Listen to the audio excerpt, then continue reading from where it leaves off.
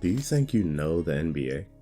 Think again, because the most amazing thing you believe in the game sounds really wrong.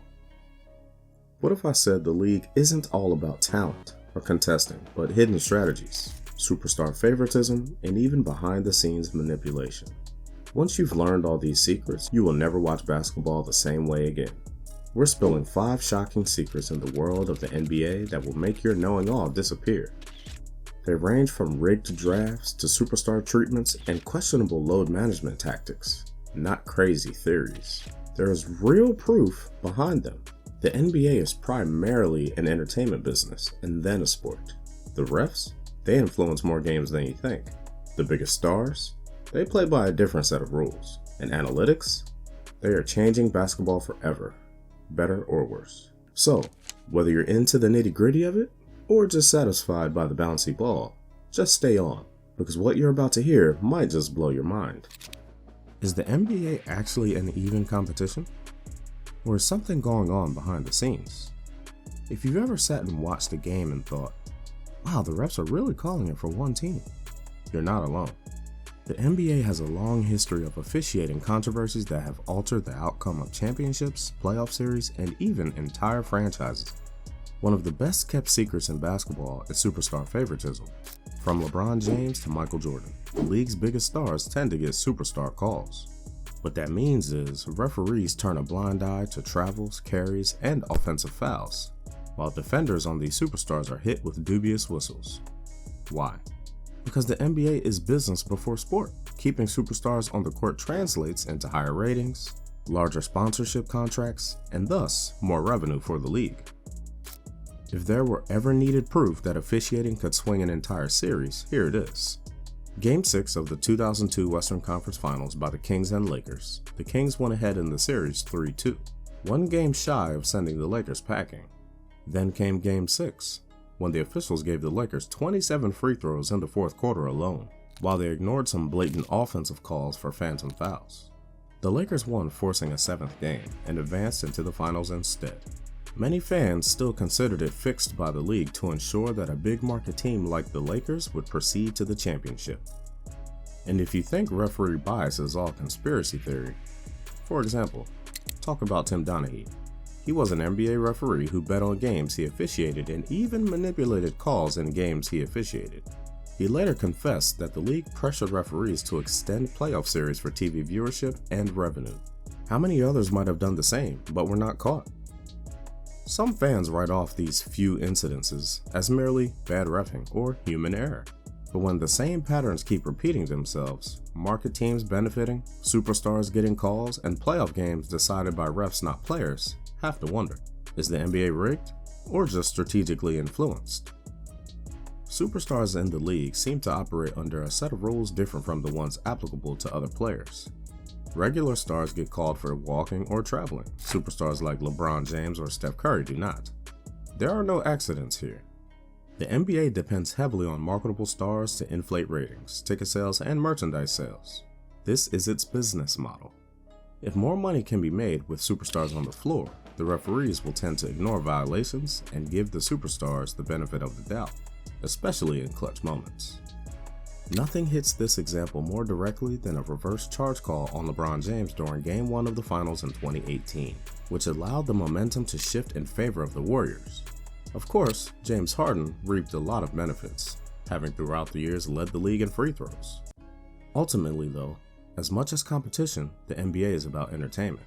But does this pro-superstar rule compromise the integrity of the game?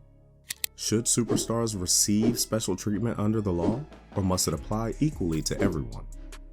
The NBA has become a league that now encourages three-point shooting or layups, while almost making the mid-range shot an extinct art. Why? Analytics. The stats say that shooting threes and shooting at the rim are the best choices, while mid-range jumpers are arguably the lowest of all. Teams only look for the rare three-pointer or dunk. Everything else is dismissed. Well, that completely changes the way squads build an offense. This sifting through traditional talent, which higher-ups are enthusiastic about now, makes a mid-range shot special.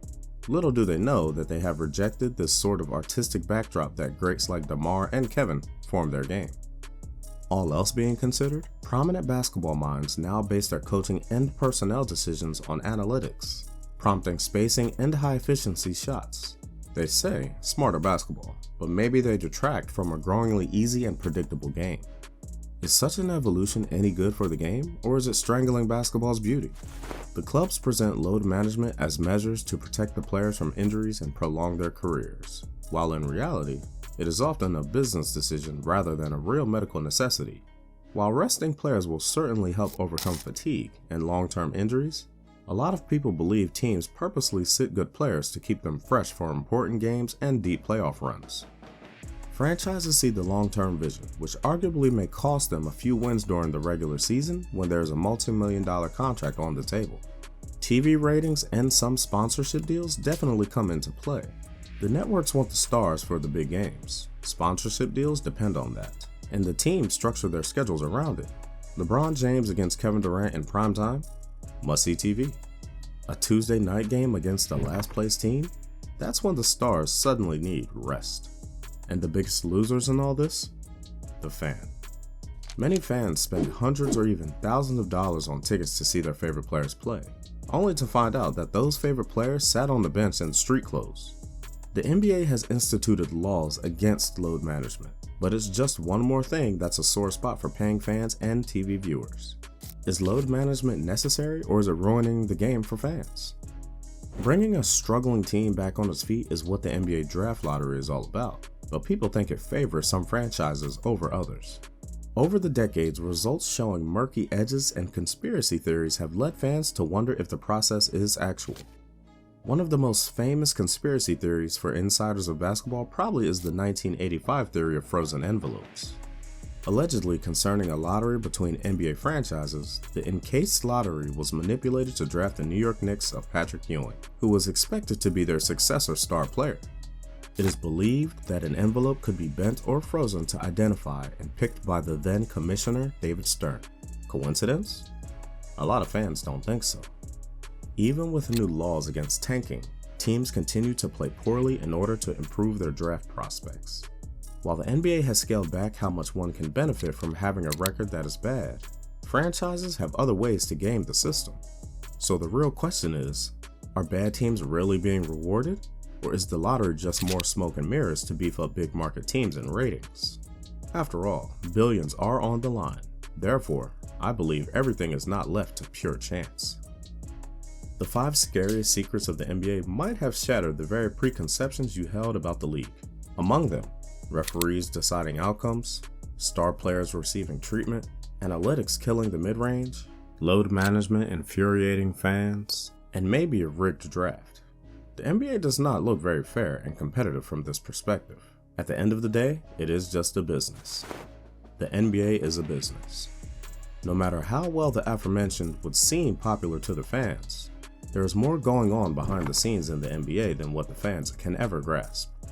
Whether it be so star players get maximum exposure on TV, or so big market teams maintain their relevance. Now it's on you. What do you think? Are these only wild theories, or is there some substance behind them? Which one threw you for a loop? Tell us in the comments.